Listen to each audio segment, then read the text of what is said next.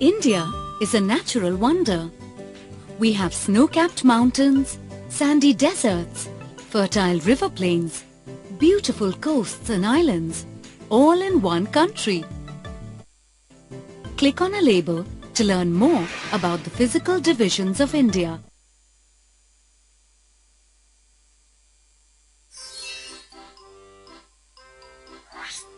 The Himalayan mountain range is the highest in the world. As it snows a lot here, most of the trees are conical in shape. It is home to the yaks.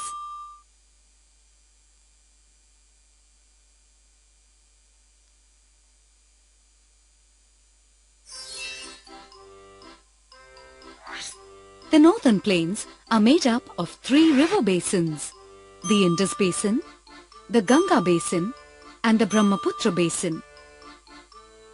These stretch from the west to the east and are together known as the Indo-Gangetic Plains. These plains are very fertile. They are sometimes called the Rice Bowl of India.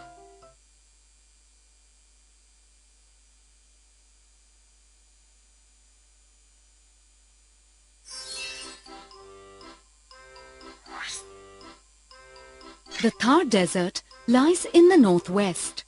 You will be amazed to see the pattern created by the wind on the sand dunes. Since water is scarce in the desert, plants like cactus grow here. Camel is known as ship of the desert because it can walk easily on sand and live without water for many days.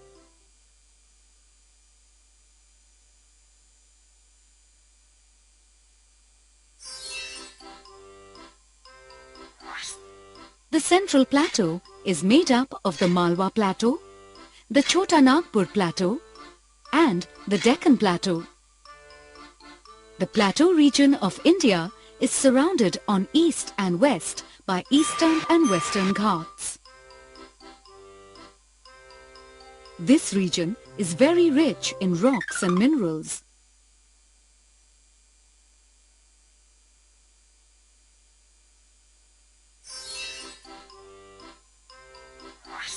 India has the Arabian Sea on the west and the Bay of Bengal on the east, giving us 2 coastlines and thus 2 coastal plains.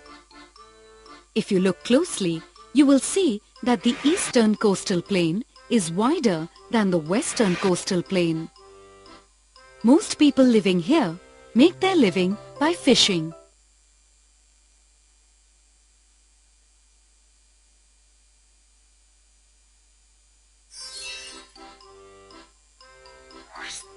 India has 2 major groups of islands, Andaman and Nicobar and Lakshadweep. Andaman and Nicobar is a group of 300 islands. Lakshadweep has 27 smaller ones. The barren island in Andaman and Nicobar area has an active volcano.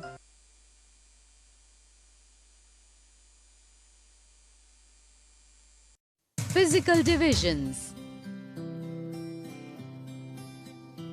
India is marked by a diversity of physical features such as mountains,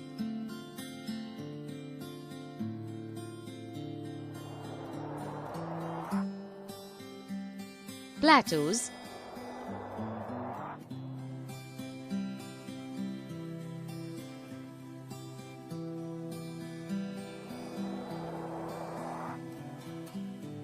plains,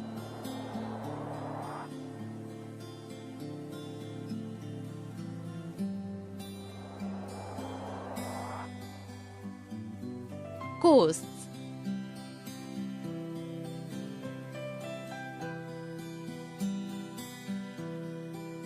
and islands.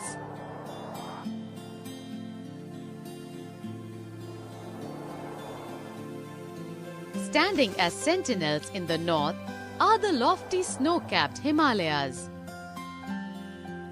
Him plus Alaya means the abode of snow. The Himalayan mountains are divided into 3 main parallel ranges: The northernmost is Great Himalaya or Himadri.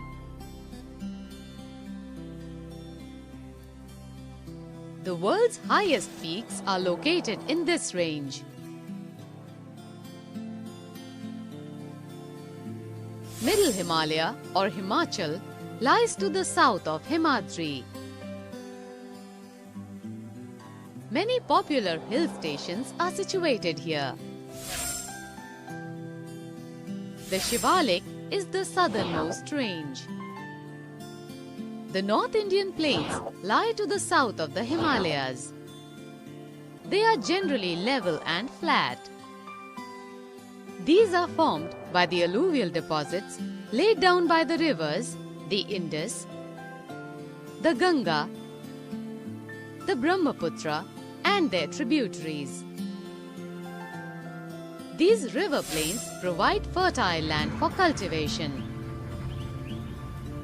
That is the main reason for high concentration of population in these plains.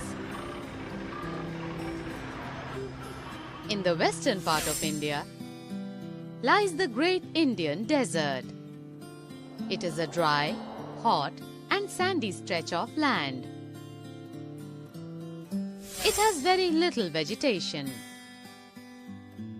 To the south of the northern plains lies the Peninsular Plateau. It is triangular in shape. The relief is highly uneven.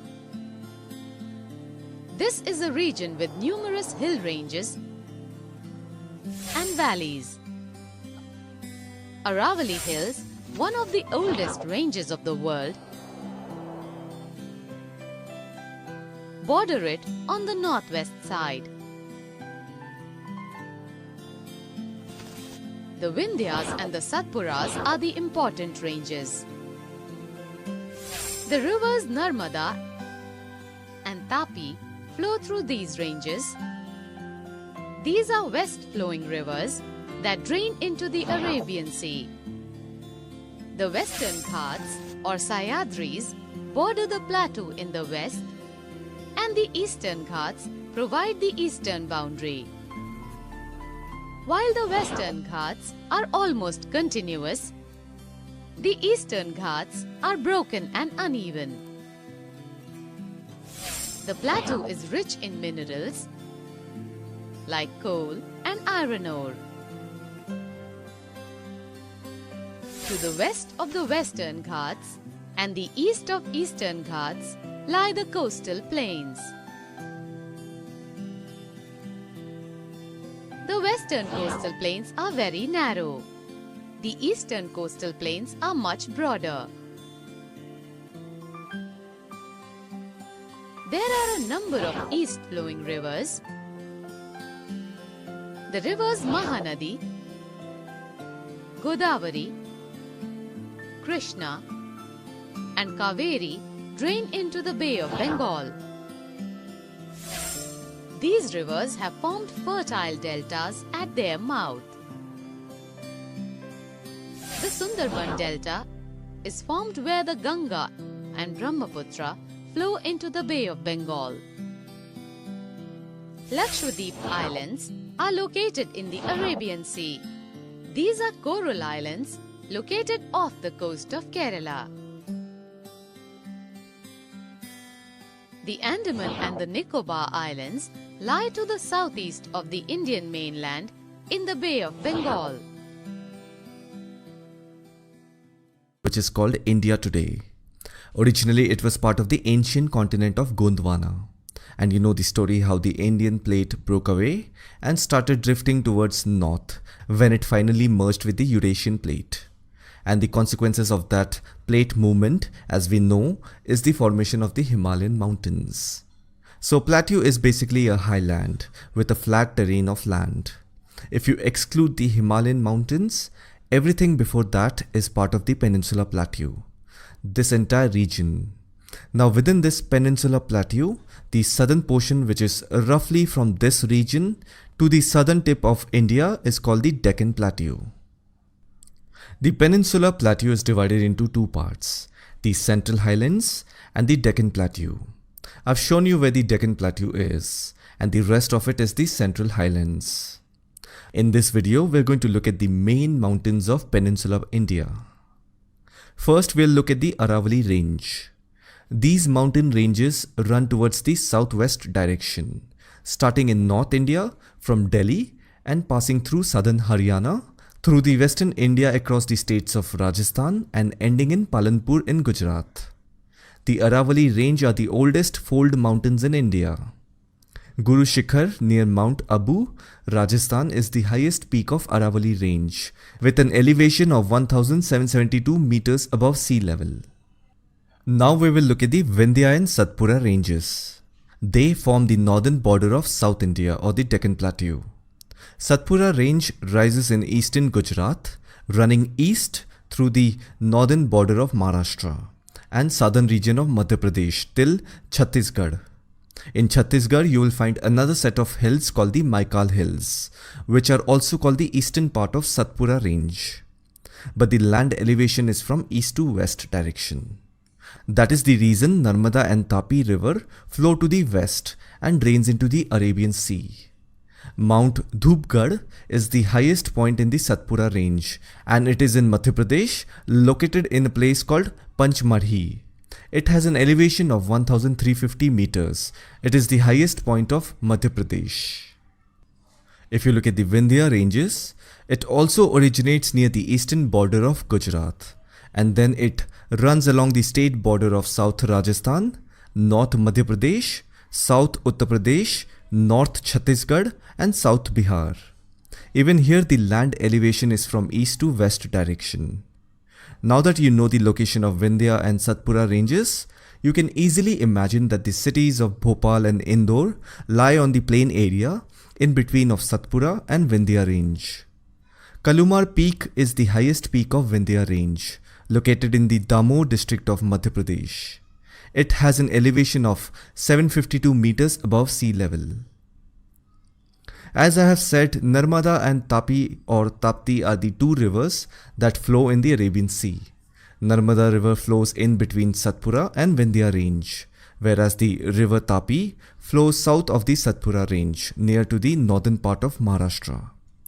If you go to the western coast, you will find a long chain of continuous mountains called the Western Ghats.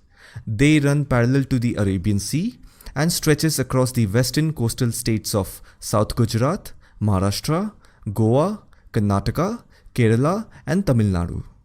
In the states of Maharashtra and Karnataka, Western Ghats is also known as Sahyadri.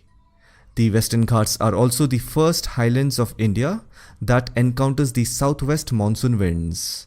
That means this region receives a lot of rainfall, due to which you will find tropical evergreen forest. Therefore, it also has an exceptionally high level of biological diversity, and it is also recognized as one of the world's biological hotspots. If you go to the eastern coast, you will find a discontinuous range of mountains called the Eastern Ghats that run through northern Odisha, Andhra Pradesh and Tamil Nadu.